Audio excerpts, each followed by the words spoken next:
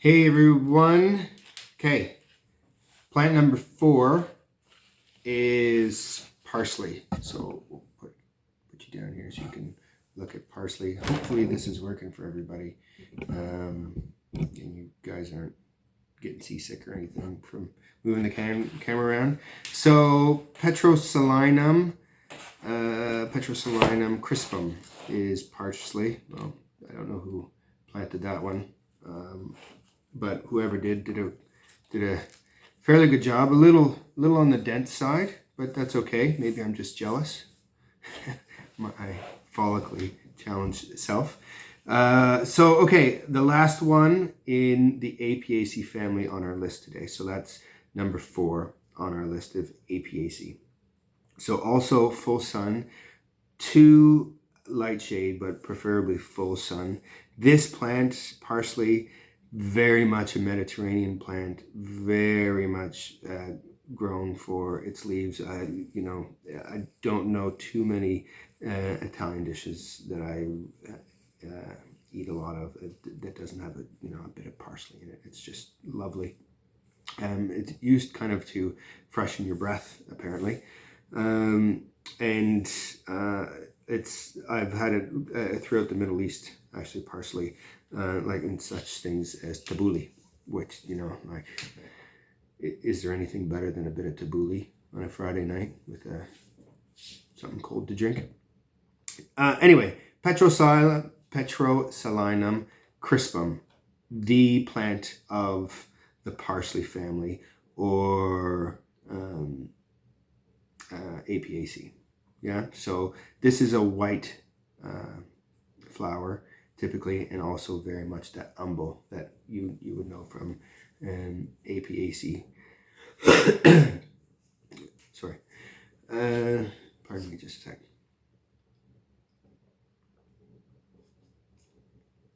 Okay, so we have this in our herb garden, but we don't actually plant it every year because it tends to come back, and we kind of just let it self-seed. It's in a big box, and it just kind of does its own thing. There's an Italian or a curly leaf parsley, or this just kind of a sweet parsley. Fairly pest and disease free. I've had it cop out on me when I forget to water it, especially in August, and then it takes a while for it to come back. But oftentimes parsley will tend to overtake stuff like oregano or other herbs in the garden. Once you have some, you're pretty good. We have started it indoors and then transplanted it. It responds okay. I did dill and fennel a couple of times and found that just doesn't like being transplanted, but parsley can and will be transplanted a little bit better. If you let it flower, then the foliage becomes a little kind of bitter to taste, and otherwise, what's nice about it is if you kind of come and clip some of the foliage, and then you can let this dry out, and it dries down really nice, and so you could keep it all winter.